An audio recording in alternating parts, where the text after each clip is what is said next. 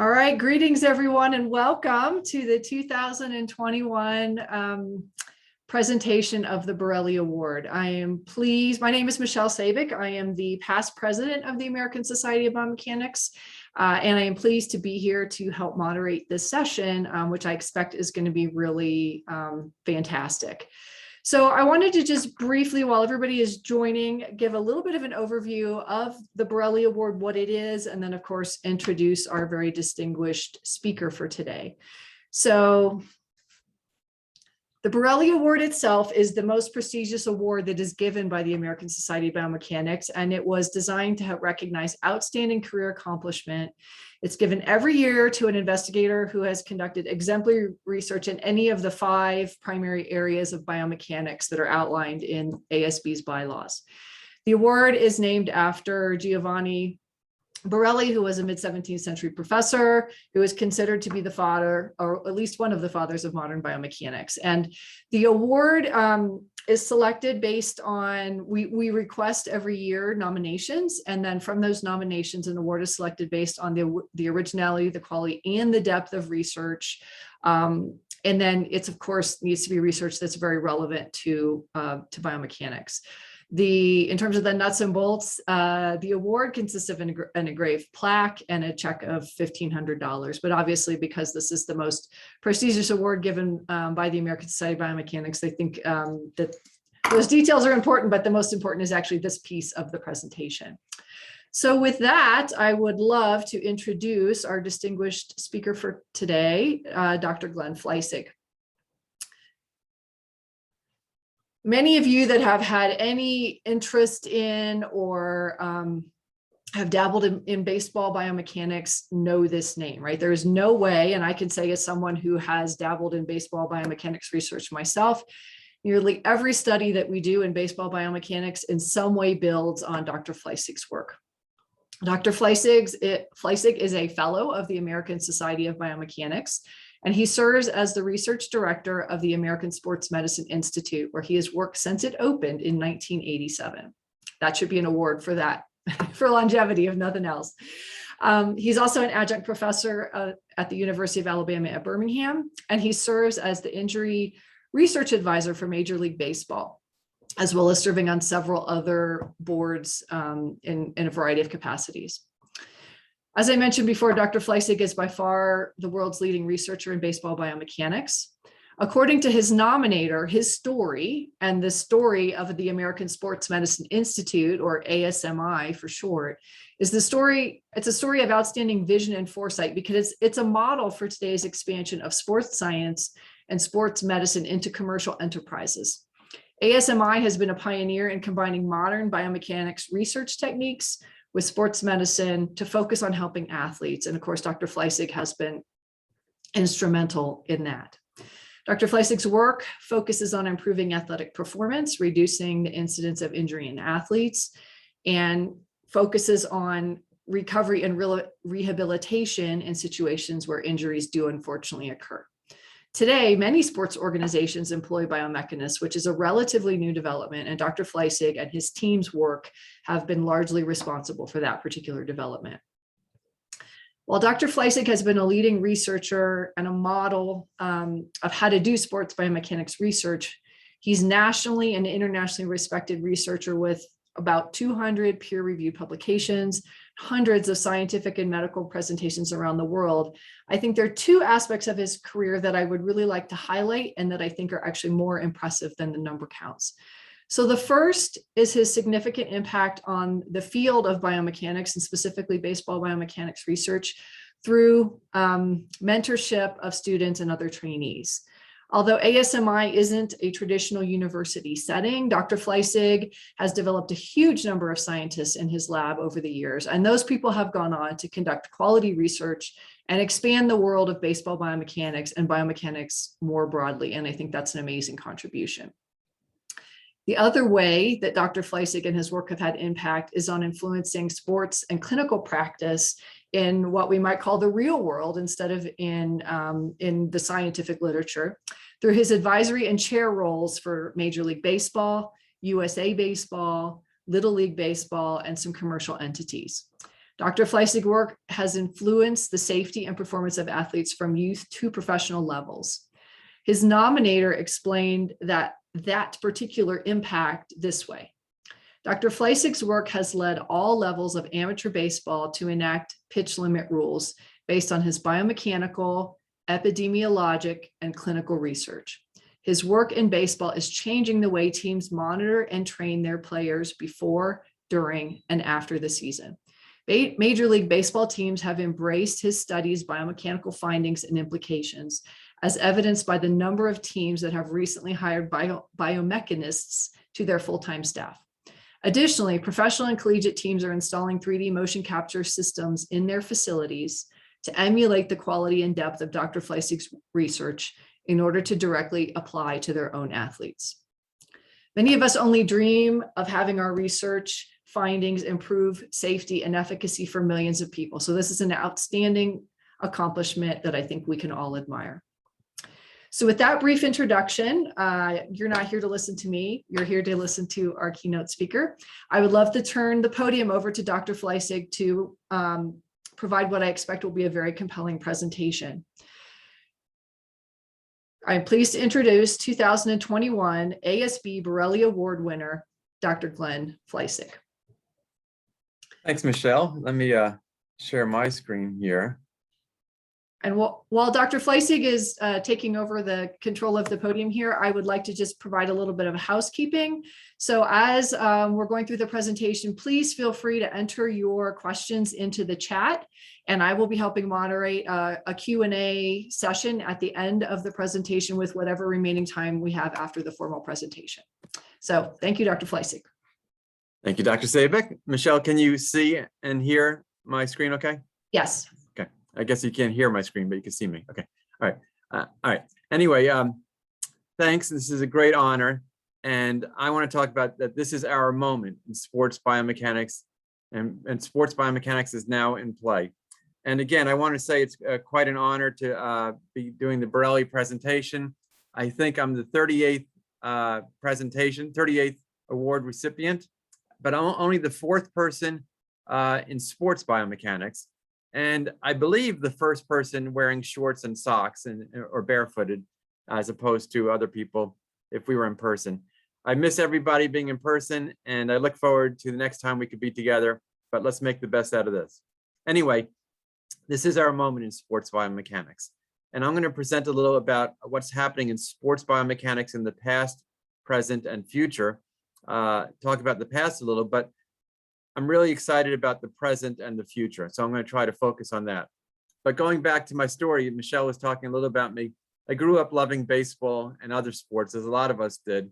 I pictured one day being, as a kid, being the center fielder of the New York Mets. That was my plan. But when I got into high school and I didn't make the varsity baseball team, but I made the varsity math team. So I think maybe changed the plan. So I went on to be a mechanical engineer and went to MIT 1980 to 1983, majoring in mechanical engineering, figuring that I'll just do math and science and do an engineering degree and just play sports and watch sports and do stuff like that as my hobby. But then as a senior at MIT you have to do a senior thesis as an undergraduate. So there were all these mechanical engineering labs. There was one doing all sorts of different mechanical engineering things. And but one lab, they were testing athletes. They were doing the mechanical engineering of the golf swing. So I did a senior project on the biomechanics of a golf swing. I went in and I spoke to the professor and I said, what are we doing here? He said, we're using mechanical engineering principles. This is the 1980s. Mechanical engineering principles applying to human motion. I thought this is great. We could use science and athletes together and put it together. And so now my interests and my aptitude could compare and be put together for a career. So I happily did a biomechanics of the golf swing bachelor's thesis, as they call it. And then I asked my professor, this is Professor Robert Mann at MIT, mechanical engineering. I said, Dr. Mann, I love this. How do I get a job doing this? And this was like 40 years ago. And I remembered still to this day, he laughed at me. He laughed in my face and he said, Glenn, there are no jobs in sports biomechanics. So that's how it was in the 1980s. But he did say, Dr. Mann did say, he knew Dr. Dillman at the Olympic Training Center in Colorado Springs. And this is Dr. Dillman here. And this is me over here. And our modern 1980 something computers. And I got to train at the Olympic Training Center as a research intern in 1984. A very exciting time. I think a lot of us just watched the Olympics from Tokyo. But 1984, if you may know, the Olympics were in Los Angeles. They were in America. So it was a really exciting time to be in the biomechanics research group at the Olympic Training Center. I completed my internship there. I spoke to Dr. Dillman and I said, I want to do a career in this. And he said, I particularly like baseball. And he said, well, there's a young up and coming doctor named Dr. Jim Andrews. So he introduced me to Dr. Andrews and we hit it off. And in 1984, we spoke about his vision for a sports medicine research and education center. And but Dr. Andrews said he wasn't quite ready. So I went on with my life and I went to Washington University in St. Louis, got a master's degree, biomedical engineering. And then I was at home and I got a phone call from Dr. Andrews 2 years later. I mean, there was no internet or whatever. I don't know how I guess he kept my phone number on a piece of paper and he said, we're ready. So I dropped everything, moved to Birmingham, and we opened the American Sports Medicine Institute in 1987, which we're still doing today. And ASMI is a nonprofit institute to improve the understanding, prevention, and treatment of sports-related injuries through research and education. While there in the early years, I also finished my master's at WashU, and then I did my PhD at UAB across the street in on the biomechanics of baseball pitching. So anyway, that's my background. But that, as far as sports biomechanics, the history of sports biomechanics is before the 1970s, most coaches were just former players, and their biomechanical or mechanical feedback they gave to the athletes where they watched them and they said, do this or do that. And then in the 1970s was really when sports biomechanics really began. This is Dr. Gideon Ariel. And what we had back then was we had high-speed film cameras like this old boy here. And you would make a high-speed film. These things were really loud and the film whooshed around, and then you go get it developed. And then the next day you would project it up on the board, and then you would digitize it with a stylus and get an early stick figure of the two-dimensional biomechanics. This had a lot of promise, but also I know I heard about you make the film, you get developed the next day, and you realize it was out of focus, or it was too dark, or it wasn't aimed right, or whatever. And so there were a lot of busted experiments in those early days. And then in the 1980s, video came out, which was huge for society, but huge for sports biomechanics as well, because now you could make a video of an athlete and then look a minute later and see what you got. This was what's called a NAC system, a Japanese equipment, which was the first high-speed video system I used when I was at the Olympic Training Center. You record the video. I think this went 120 hertz or maybe 200 hertz, make a videotape, and you can analyze the athletes. The other big breakthrough that came in the 1980s is we moved from two-dimensional analysis to three-dimensional analysis following the work of Abdelaziz and Carrera on the direct linear transformation. And as we all know, what we do is we take images from multiple angles and we compute where the camera angles are and get the three-dimensional motion of the athlete from these two-dimensional multi-views. And so that was a big breakthrough. And it was still manual digitizing. You use two cameras and you'd combine it into a 3D image. But in the 1980s, automatic digitizing also came out commercially. And you can see here's our ASMI lab in the 1980s. And we put these large reflective markers, a handful of markers or a dozen markers on an athlete. And then we collect them here onto a videotape. And then we digitize the video and track the dots. So it was passive markers. It was pretty good for the time. And of course, what happened was that's what we had. But then motion capture became very popular in entertainment, in movies and video games. And that's great. It was very entertaining for us at home watching movies and whatever, but also the technology that we in biomechanics got was much better because the entertainment companies were pumping a lot of money into the tech companies to make better data capture with smaller markers, more accurate resolution, and we all benefited from those advances.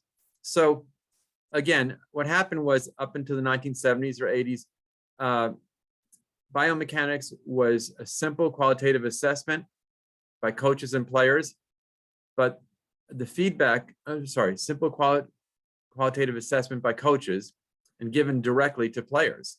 So the feedback was to players.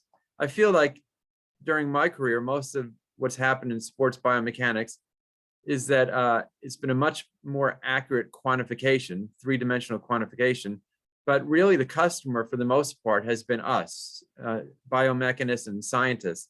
I think what's happening now with some new technologies is that we're still doing accurate quantification, but we're now going back to not only giving answers to scientists, but also giving answers more directly to coaches and players. And this is really a revolution in sports biomechanics. And that's not just hyperbole. It really is an exponential growth in the knowledge in sports biomechanics. And there's also been these great advances in technology, which I'm going to talk about in a moment. And in addition to us moving forward with the science, at the same time, there's been a acceptance and really, I'd say, a hunger by the teams, coaches, and players who now really, for the first time, this generation are want this information. So it's really the right place, the right time of everything. As Michelle said, I've done a lot of work in baseball, and I'm going to use baseball as the example here about this revolution, but it's really across sports. So for instance, in baseball, let's take a look at how many scientific publications I searched on PubMed for baseball and biomechanics. So about since when ASMI started for the first 20 years or so, the number of publications that were baseball biomechanics increased from about 5 per year to about 20 or 30 or 40 per year, which is really great. Some of these were from ASMI and some were from some of you and elsewhere. And that was for the first 20 years, but look at this past 20 years. Now, instead of about 20 or 30, there are about 160 or 180 publications in baseball biomechanics per year. So it's been exponential growth. Now, advances in technology, at ASB, at our meeting in 2013, I gave the Jim Hay Memorial Award presentation, and I said, advances in technology are coming. I look forward to biomechanics expanding from the lab to the playing field. And sure enough, that is what's been happening. Here we see the gold standard optical motion capture in the lab. You see our lab here at ASMI and a typical 3D stick figure. But now the optical systems work outdoors as well. And here we see us collecting a baseball pitcher with reflective markers in an outdoor field setting. You can see the baseball here somewhere also, right here. Anyway, so the motion capture can now go to the field, not just the lab. Another huge breakthrough has been that optical motion capture is not only just reflective marker systems, but now markerless. You can see this baseball player here. We could have him throw with just regular clothing, no markers on him, and you could get his skeleton, and you could calculate his 3D biomechanics without markers. This is great for the convenience of laboratory, but this also allows us to return back to the field because usually the athletes in the games are not wearing little reflective markers on their naked bodies. Normally they're wearing their clothing. And so these markerless motion capture systems have the potential and capability of having multi-camera systems and collecting biomechanics during competition. The next level is these single camera motion capture systems, markerless, on a cell phone or whatever, or iPad. And these have great promise also. Plus these could reach moms and dads and local coaches without having big expensive equipment. Another thing that's happened is inertial measurement units, or IMUs. And for instance, in baseball, we have this elbow sleeve here where we have this this sensor, and we put it in the sleeve, and it measures all the kinematics and kinetics about the thrower's elbow. And then there are IMU systems that are full body as well. You could put sensors all over, and the athletes are free to move around. I want to point out, because we are biomechanists, that the motion capture systems are directly measuring the positions and angles in 3 dimensions at any time. And they are reporting also the linear and angular velocities and accelerations, but they're not really measuring them directly. They're differentiating the data over time. And then they could also report the kinetics, but again, they're not measuring that directly. They're calculating the accelerations and multiplying by estimated mass properties. Whereas the IMU units, they are not measuring position. They are measuring angular velocity from gyroscopes and linear accelerations from accelerometers that are in the sensors. And then they get positions and angles from integrating the data. And again, they get forces and torques from differentiating the data and multiplying by the mass properties. So again, all these systems directly measure some things, and then they make calculations and get the full body of data. So how accurate are all these different things? Well, the marker system with the multi-camera system, there are numerous articles quantifying and validating the accuracy of these. These are really the gold standard, as I said before. And here at ASMI, we've tested over 3,000 athletes in our 35 years almost of baseball and other sports, and healthy athletes and injured athletes and recreational and kids and professionals. For instance, in baseball, we've done 2,000 of these 3,000 people. We've also led to a lot of articles, book chapters, books in the biomechanics literature. Some of these, and then we also analyze the individuals. Besides writing articles, we've always given feedback to the athlete or the coach for things to work on. And our database of in throwing and baseball pitching includes some of the best pitchers ever who've been in our lab. These Cy Young Award winners and other pitchers form the database. So the marker system, multi-camera marker system, has been the standard for years and is still the good stuff. Now, how about these other systems, like these new markerless multi-camera systems? So far, I'm pretty impressed with these. We've done a study comparing these markerless system versus the marker system. I don't know if you could tell in detail. These red light cameras are for the markers here.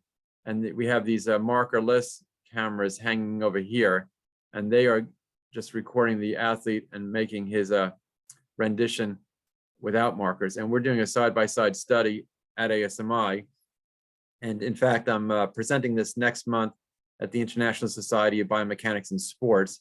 But here's one of the graphs.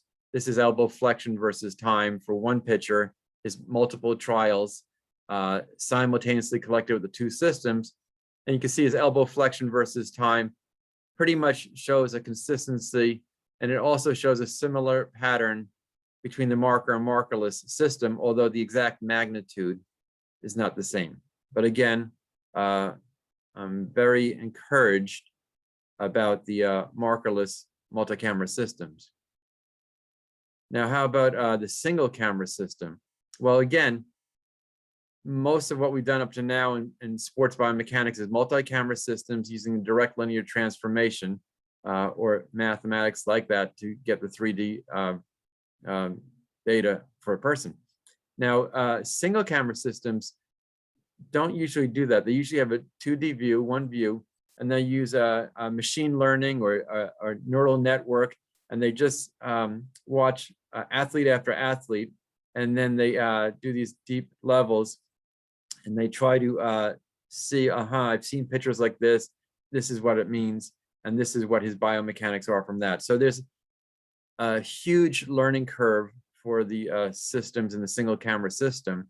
And there have been a few studies, more studies are needed, But here's a study, and you can see the marker data here over time, and the markerless data.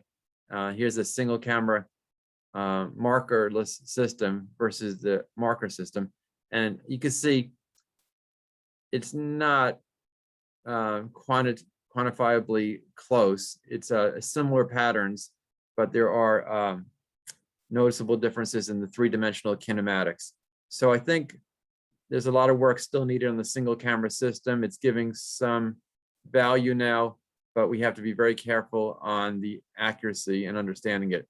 The IMUs as well, all sorts of IMUs used in sports. We're going to mention some of it at other times during this week's ASB meeting.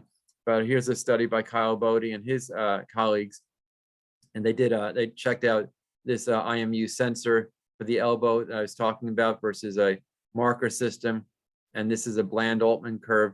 And essentially, you could see some people, the IMU had more torque, and some people had less torque, or the difference varied per person. And so there's still some work needed on validating the accuracy of these systems in comparison to the multi-camera marker system. How about the timing of these things? Well, back in the 1970s, well, back when manual digitizing started, it would take days. Like I showed, you had to make film, and then you brought it the next day, and you use the stylus and this and this. But now manual digitizing can take an hour or hours per trial. So it's pretty doable, especially with students. The markerless tracking, automated markerless tracking, again, it used to take hours, but now it takes minutes. Some of the systems claim to be instantaneous, but really I find that you need to clean up the trials, and it's not quite instantaneous, but minutes per trial. Same with the markerless digitization. They say it's instant, but I think you need a few minutes to go back and clean the data, but that's pretty good. I mean, actually, a funny story, the first time, maybe about 10 years ago, someone invited me to see their markerless technology. I flew out west, I went to their lab, and they said, okay, run around or jump, and they had the cameras. I was so excited that this markerless technology, and they said, okay, do one more trial, and I jumped up and down, and I said, okay, show me the results. They said, oh, no, it takes about 24 hours, come back tomorrow, and we'll show you the kinematics. I'm like, oh, okay. Anyway, so it's no longer like that, but it's much quicker, but that's how things work. The IMUs really are instantaneous, just take seconds for the data to be done. So I want to share some thoughts here about this sports biomechanics revolution. I think you agree with me, hopefully, that there really is, this is a great time for sports biomechanics, but with great power comes great responsibility for us as the scientists. So I implore us to follow the principles of good science, of good sports biomechanics. 3 points.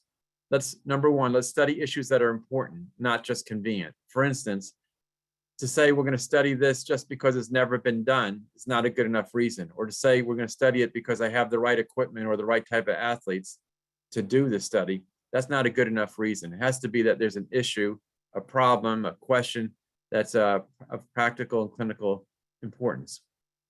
Number two, let's conduct quality science. We're using humans, so let's first make sure everything is IRB approved, that we're not hurting people. And then we're measuring the right things with the right equipment. There's a lot of flashy equipment out there, and let's make sure it's accurate enough to measure our questions, and we're doing the right data capture, right number of subjects, and the right statistical analysis. And number three of these 3 important things is, after we do this quality science, let's affect change. Let's make some difference. Let's not just write scientific articles and put it on an academic bookshelf or on the internet. Let's really make some change. And I'm going to share with you 2 examples we've done. One is the prevention of pitching injuries in youth and adolescent pitchers, baseball pitchers. And number 2 is an issue of adding offense back into Major League Baseball. So the first one, prevention of adolescent pitching injuries. I don't know if you know who this is, but this baseball player on the Dodgers is Tommy John back in the 1970s. And that's Dr. Frank Jobe bending his arm, And Tommy blew out his elbow, and Dr. Job said, I think I know how to fix this. Actually, he had been thinking about it because a couple years earlier, one of his teammates, the great Sandy Koufax, got hurt his elbow.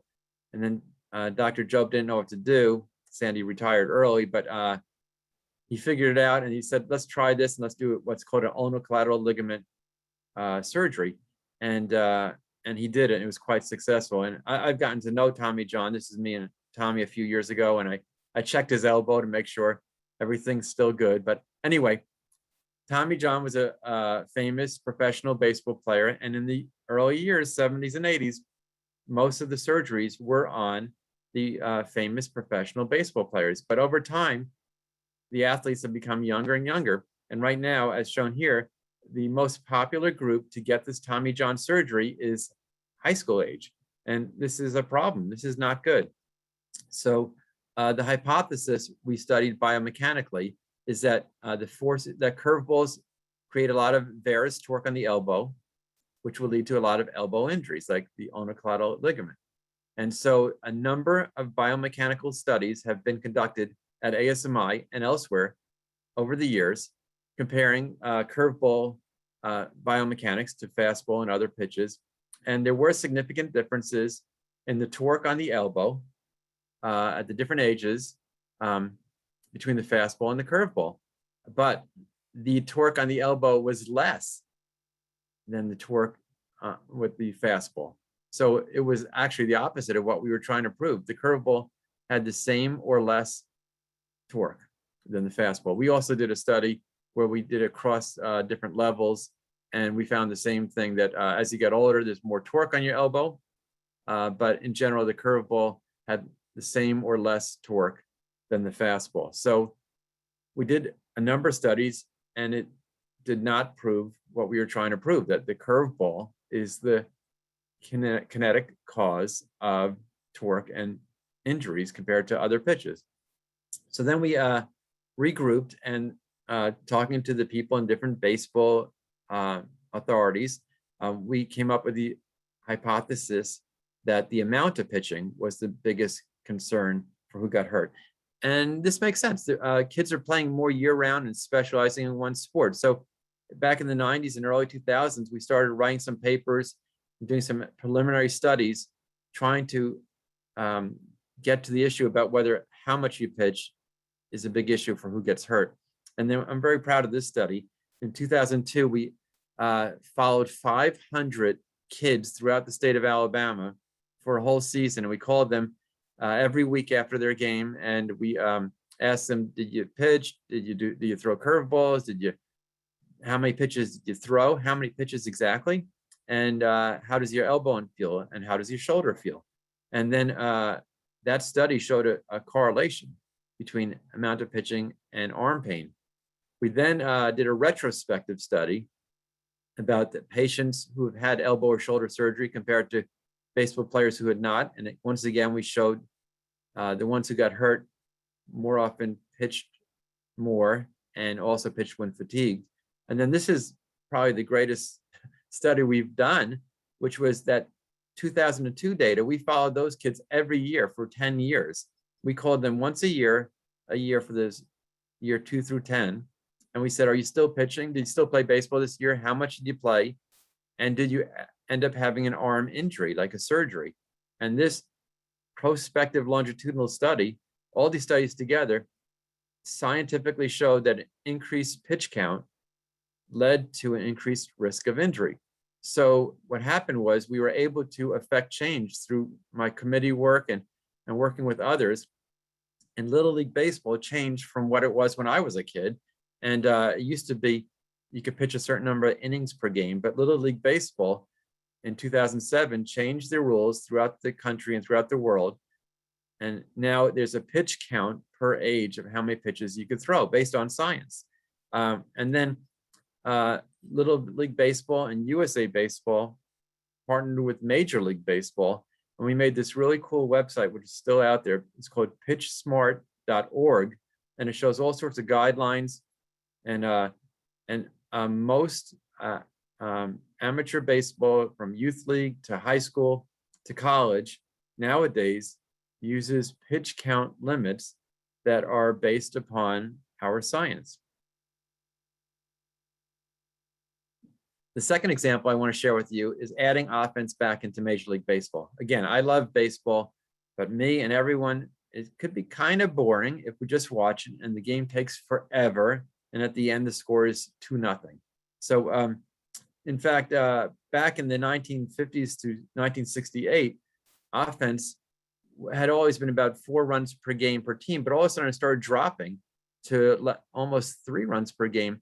And Major League Baseball, back in after the 1968 season, which is known as the year of the pitcher, they said we have a problem. So what they did was they said maybe we should lower the pitching mound so the pitchers aren't so downhill on the batters, and lowering the pitching mound might get more offense back into baseball. Now, back in 1968 to 1969 season, they didn't call me. They didn't call me and say, what do you think of this biomechanically or anything like that?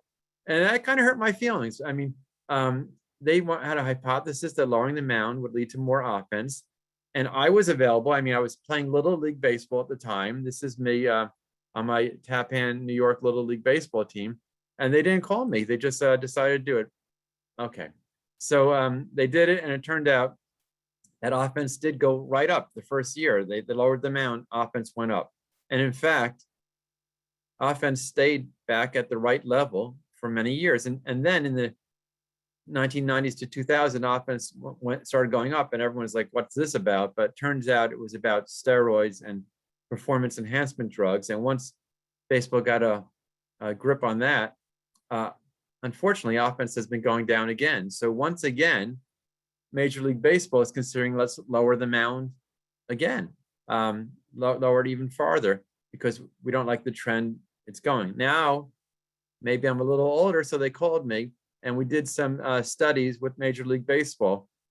We had biomechanical studies where we had pitchers pitch on different height mounds to a catcher, and we tracked their biomechanics with a motion capture system, and we even tracked the ball movement with these ball sensors, with these pitch sensors. And what we found in this study was lowering the mound did not affect the pitcher's kinematics and kinetics, but it didn't affect the ball movement either. So we concluded scientifically that lowering the mound again would not likely add to more offense. And so Major League Baseball ditched that idea, and now they came up with another hypothesis. What if we move the pitching mound back a little?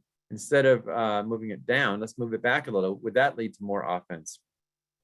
So they sponsored us to do a study at ASMI. We had some college pitchers come in the lab and throw the standard pitching distance, and then also 2 farther distances back, and we published it. And I got a little TV clip to show you here about this. Welcome back to MLB Now, and we've tackled this a number of times. The subject is controversial. Major League Baseball is going to be experimenting in the Atlantic League for the second half of the season, and will move the pitching distance back 1 foot to 61 feet 6 inches. Right, for over a century, it's been 60 feet 6 inches. Is it safe? Will it curb strikeouts? We have gone over this in depth on this program. Today, though, we speak to the expert in the field who has done the research. We welcome in Dr. Glenn Fleisig. He is the research director for the American Sports Medicine Institute, also injury research advisor for Major League Baseball, and the president of the American Baseball Biomechanics Society. Dr. Fleisig, it's Brian Kenny. Welcome to the show. Brian, great to see you again. Glenn, great having you here, and good to talk to you once again. Let's start through it. We've got time to go through this, and I know a lot of people have concerns about this. So tell us about the type of study that you did to see if 1 foot back would be that big of a difference. Well, okay, great. So what we did was a biomechanics study. It was sponsored by Major League Baseball. And what we did was we took 26 pitchers, and we had them pitch at 60 feet 6 inches, which of course is the standard distance, and 62 feet 6 inches, and 63 feet 8 inches. And the reason that was chosen is if you draw the diamond of the baseball diamond, halfway between home and second base would be 63 feet 8 inches. So those were the 3 distances that us and Major League Baseball chose to study. So what we did was we did a biomechanical study where we put reflective markers all up and down the body of the pitchers. and we randomized what order. We kept moving home plate. Here you see in our lab, we moved home plate back and forth so we could get the right distance. And we measured their kinematics and kinetics. And what those mean are we measured their motions, and we also measured the forces on their elbow and shoulder at those different distances. We also have a pitch FX system in our lab. So we measured how long it took the ball to go and how much the ball broke. We just threw fastballs for this study. And with all of that, we looked at, again, at 60 feet, 6 inches, 62 feet, 6 inches, and 63 feet, 8 inches. And we essentially found no differences in the mechanics of the pitchers, either their arm angles or things like that, or the forces on the elbow and shoulder. And that was really the most critical thing for us to find. We did find that the ball took longer to go the farther distance. You don't really need a PhD in biomechanics to figure that out, but that sure did happen. And also the horizontal and the vertical break of the fastballs were greater the farther the distance was. You know, we checked out what a foot looks like, a difference. When we were in Studio 42 for MLB Tonight after this announcement was made, we had Al Leiter out there and Dan Plesac. Those guys, pitched in the major leagues, both of them combined for about 30 years. What surprised me was that how close it was. So you're saying what you found as well, and I've been telling people this, like a foot seems like, I don't know if a pitcher would even notice it, but you're saying Right. A pitcher doesn't even have to even think of giving it a little more loft or a little more height so it comes down. There's even at 63 feet, 8 inches? Correct. Now, let me tell you, before we did this study, we actually did a study on youth baseball where we had them throw 46 feet, which is like the little league distance, 54 feet and 60 feet, 6 inches. And in that case, the kids, it made a big difference to the kids. And the reason we did that, as you know, kids, when they get to 12 or 13 years old, at some point they're throwing it on the small field. The next thing they know, they show up next year and they're on the big field. So we did a study of that. And there, as the kids moved back, their velocity didn't change, but their mechanics and their forces on their shoulder in particular changed. So if you start messing around with changing the distance by like 10 feet, like we did in that kids experiment, then things happen. But changing it by a foot or two didn't seem to change the pitcher's biomechanics at all. This year, will you be out there, Dr. Fleisig, at all, or what? How closely will you watch the Atlantic League? Right. So I'm not going to be there in person, but I am a consultant with Major League Baseball. I talk with some of the experts in the commissioner's office fairly regularly. Again, my role is to find the science and tell how it will apply. So I'm in the loop, but I won't be there in person at the Atlantic League. Okay. Yeah, we got to take a trip out there. We come out sometime. We'll get a hot dog. We can just watch, and sometimes John Heyman will be there. Okay. Dan O'Donnell, everything else.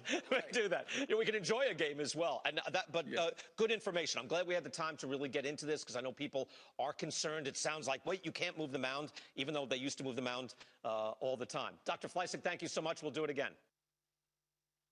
So as you can see, our scientific studies really show no change in the pitching distance on the biomechanics, on the kinetics or kinematics. Batters will have more time and the pitches might break more to the left or right or up or down. So the next thing, as we said, is there'll be a field study, and then we might change the rules in baseball based upon that. So again, there's a revolution going in sports biomechanics, baseball biomechanics in particular, and we've been doing a lot of research at ASMI. But as alluded to right there, we've also started the American Baseball Biomechanics Society last year. Here's the website. And this society provides valuable biomechanical information to baseball players, coaches, and teams and organizations. And we're also trying to set standards for sports biomechanics evaluations and analysis within a baseball setting. We have 17 corporate sponsors. A lot of them are the same that are the sponsors for ASB here. And we have 250 members. I want to point out we're doing in conjunction with a lot of societies like ASB. And here's the website if you want to join, baseballbiomechanics.org. But also 2 days from now, we're having our ABBS annual meeting. It's in the ASB program at the end of the program. So you could join, whether you're not a member of the society, you could come join us for that meeting. Okay, so some concluding thoughts about sports biomechanics and you. It's a different world than when Dr. Mann laughed at me and said there are no jobs. There are jobs and opportunities for us, whether you are an established professor or a student. There are things in sports biomechanics Biomech L has a lot listed. And then there's colleges and university positions, research centers, medical centers, sports training centers, pro teams and college teams are hiring people. And the tech companies themselves need biomechanists as well. As I want to add, you just leave with a little advice or insight. I never got to meet Giovanni Borelli, of course, but not to drop names, but I did get to hang out with Sir Isaac Newton and Albert Einstein at a wax museum recently. And we exchanged ideas, and we said some of the principles that we think are important for sports biomechanics are to study issues that are important, not just convenient.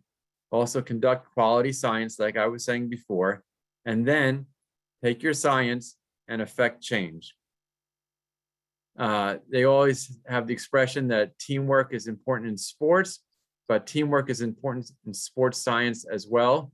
Don't try to do it by yourself. Work well with your coworkers, your peers, whether they're biomechanists or clinicians or coaches or committees, and work well with your customers. What's the point of this biomechanics if it doesn't make any sense to who we're trying to get the information to? Also, personal character is much more important than your technical skills. Be confident in what you do, but don't be cocky, and respect everybody and listen to everybody. We have 2 ears and 1 mouth so that we can listen twice as much as we speak. And also enjoy what you're doing. Success is not the key to happiness. Happiness is the key to success. If you love what you're doing, you will be successful.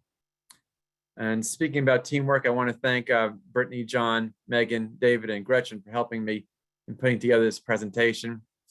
Thanks my family, my wife and our 2 daughters, and our extended family for keeping life fun and rewarding. And thank you to the ASB for this honor, this opportunity, and thank you for listening to this. And thanks to all of our colleagues at ASMI over the years, currently and over the years, and all of our research partners in Birmingham and throughout the world that we've worked with on many of these projects. And I look forward to seeing everyone in person, hopefully, next year at the ASB's at NACOB, North American Congress on Biomechanics in Ottawa. Thank you. Now I'll stop sharing the screen. And yeah, great. Thanks. Thanks, Glenn. That was fantastic. I loved not only that there was a philosophical component, but there was a little bit of nostalgia. And I think a reminder for newer biomechanists how much technology has made collecting data and analyzing data a little more convenient than it was in the past. We have had several questions that have come in through the chat, and I'm expecting that there will be more here soon, but I'm going to go ahead and start kicking off the question and answer session by finding the first one. So the first question was from Nathan Holland. It said, how is the information about players quantified for coaches? I think this is getting at the communication, right? I would imagine talking about biomechanics of players in terms of forces, et cetera, is only interesting to engineers. That's probably true. Okay, here's what I found. I'll tell you how not to do it also. How not to do it is to make a bunch of graphs that we know how to read and show a bunch of graphs to an athlete or a coach. You are making some assumptions about how their brains work compared to ours. It doesn't work. I find that the graphs and the numbers are for us. And then the best are pictures and videos, really the video. So let's say we find that some athlete is bending her front knee too much knee flexion. It should be bent 50 degrees and she's bending at 70 degrees or whatever. So I'll find that for the numbers, but then we'll show some videos and we'll freeze the video and we'll just say quantitatively or draw things up, little numbers. But I think pictures are the best way, and the numbers are for us to form our thoughts. But let's get the image over through videos or best case, hands-on working with people. A follow-up to that question, wanted to know how I think coaches and athletes use the information that you convey to them. So how can you take biomechanical data and convert it into actual change in athletes? Yeah, that's actually a great question, and I didn't get to it. And okay, so let's say we find, I'm going to stick with baseball again, that some baseball player is rotating his hips too soon. That's great. It's a 2-step process after this. Number one, we got to get the message across to the coach and player what the problem is. And number two, they got to do some training to fix it. Okay. So number one, again, the first step is you got to make sure the message got across, that they understand what we mean by hip rotation or pelvis motion. You got to make sure that's clear, however you do it. But then sometimes it's the biomechanist's role to say, try this drill, and sometimes it's not. So really, I think the best role for biomechanics is to be a resource or a tool for the coaches, just like an X-ray machine or an MRI is not treating an injured patient. It's a tool to make a diagnosis, and then the doctor treats it. So again, a lot of times I'll say that a baseball player, his arm is late getting up. And in some cases, I'll say, here's some drills to work on. But my preferred method is to get the information to the coach, and the coaches have their set of skills. One problem with this biomechanics is if we're trying to talk about people who have long stride or short stride or arm up or things like that, coaches for decades have been working on that, but now they could be working on the right flaws on the right people. But we also, with biomechanics, can measure things that people could have never seen. For instance, if I say someone's upper trunk angular velocity is only 600 degrees per second, but it should be 1,000 degrees per second, and I tell that to a coach, what the hell are they going to do with that? You can't say, okay, I'm going to work on a 400 degree per second upper trunk rotation drill. So one of the problems with the biomechanics is if we measure something that's not tangible, you really can't fix it. So we try to look for what is the angle or positions that are leading to the flaws, get a message to the coach, and in some cases try to communicate with the coach and figure out what drills or let the coach work on it. Great, thank you. Question 2 came in from Gordon Alderink. It says, there's no doubt that high pitch counts are a factor in injuries, but I contend that the more important issue might be time to recover. What do you think about this? And do you have data on the issue about recovery time? Definitely true. On that pitchsmart.org website, there is a bunch of guidelines scientifically based on the amount of rest and recovery. So the cool thing is athletes are not a one-dimensional math problem. You have the volume and the damage you do, and then your mechanics about how stressful it is per thing. But then your recovery is rest or time, but also what kind of nutrition, hydration you do and exercises to do. So yes, just as important as your pitch count is how much time you have for recovery. So for instance, our research has shown that a baseball pitcher should take 4 months off per year from competitive pitching. And the problem is, if you live in Alabama or some places, they play year round, and that's not what happened generations ago. So the increase in injury is really due to people not doing enough rest between games, but also periodic rest for the year. So we had another question that I think was related that really gets to the idea of whether it's rest or if injury is more related to fatigue. Is there anything else you'd like to add specific to fatigue as opposed to rest in that answer? So again, with the baseball thing, I didn't want to talk just about baseball, but when we did that study, I showed that little arm surgery thing. When we surveyed the people who had an elbow or shoulder surgery who were adolescents, baseball players, and we surveyed adolescent baseball pitchers who had never had surgery, the single factor that was most related to who was a surgery person was fatigue. In fact, it was the strongest statistical finding we've ever found in any study. It was a 36 times a factor, 3,600%. So in other words, if you had 2 baseball players and they're wearing long sleeves, so you can't see who has a scar, and I'm telling you, Michelle, that one of them has had Tommy John surgery and one of them hasn't, and you could ask them any questions, how many months do you play per year, this or that.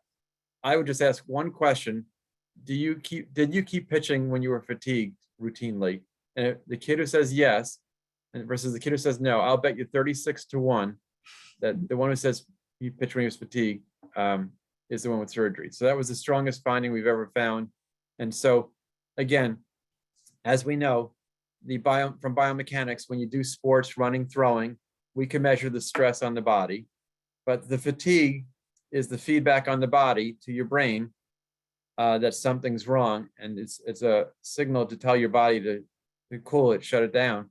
And then if you're trying to play through fatigue, that's the worst. So I have some other questions that have come in, but I'm going to interject one that I'm very curious to ask you myself, Glenn. So I have often wrestled with this idea of the information that we feed back to athletes being useful for them. And I'm sure you know that sometimes the data that you collect might actually be bad news for an athlete, right? It might indicate that they're at a high risk for injury. And what are your thoughts about balancing that feedback with the athlete and with the teams and with the athletes, especially for professional athletes, interest in continuing to participate and to have good contracts with their teams, regardless of what their data says about them? Yeah, sure. So it's a different answer, Michelle, for when it's a pro athlete versus a high school kid, okay? If it's a high school kid, the kid and mom and dad come here and we tell them straight that you might want to take a piano or whatever. No, we tell them that you need to work on your stride length or whatever.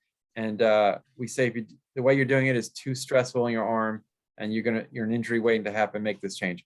For the pros, a lot of times we don't give the feedback to the athlete. We give it to the coach and the organization, and they deal with it how they want, okay? And then some of the players do ask about it, and then we get the information to them. But again, if you're a professional athlete, you have a professional coach, and you don't need to, as an athlete, you don't need to know what your hip angle is, but the coach needs to know it, and the coach needs to say, let's work on this drill. And then there is transparency. The athlete and the coach should talk to each other, but really the coach will work on the correction. Now, as far as the emotional part about it, Michelle, with telling someone you stink or is dangerous or whatever, in most cases, everyone's evaluation has some good points and some bad points. And we do say, when they come here, or when you evaluate someone, you say you need to work on this or that. We often say, on the other hand, you're doing this, this, and this very well. But frankly, it's not a 10th grade math test. They don't want to just get 100 on their test. They want to hear what to work on. So often we do tell them what they do well, but they did come to hear what they need to work on. Great, thanks. All right, so back to the audience questions. We had a question from Bradley Moore. It says, with the evolution of spin rate tracking, for example, use of foreign substances, changing the seams of the baseball, et cetera, and its relevance in Major League Baseball, do you expect the goals of amateur pitchers to change and thereby affect pitching biomechanics, and more specifically, safe pitching biomechanics? Yeah, big time, Bradley and everyone. So what happened was, in baseball, biomechanics equipment's only been making its way in the last few years, but ball tracking has been there for about 5 or 10 years. And so the people who work in baseball, the analytics people, have overemphasized the importance of ball tracking for the last 5 or 10 years, and overemphasized the importance of ball speed for the last 15 or 20 years. What I mean by this is this: who's going to succeed as a pitcher has a lot to do with their mechanics, biomechanics, but they didn't have that. All they had was the ball speed. So teams are more excited about signing someone with more ball speed than someone with good mechanics, which sometimes is a mistake. So ball speed has a value, but mechanics is important. We're talking about, Bradley's asking about ball spin and spin rate, and there's, with baseball this year, we're working on this stuff about the sticky stuff that you can't put foreign substances on the baseball. And yes, so if the baseball players at all levels, high school, are trying to maximize their spin, which they are, and trying to maximize their velocity, which they are, that could be costly or dangerous if they're not also trying to optimize their mechanics and their performance. In other words, how many runs they give up and stuff. So there is an overemphasis on those measurements for sure.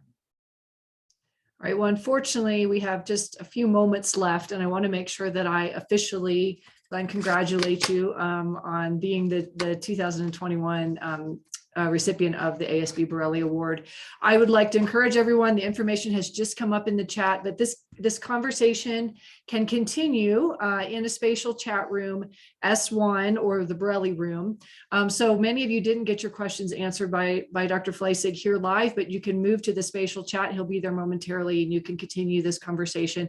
I appreciate so much everybody's attention, the great questions that came in, and I thank Dr. Fleisig once again for a fantastic presentation. Enjoy the rest of your conference. Thank you. I'll see you over in the spatial chat, everybody.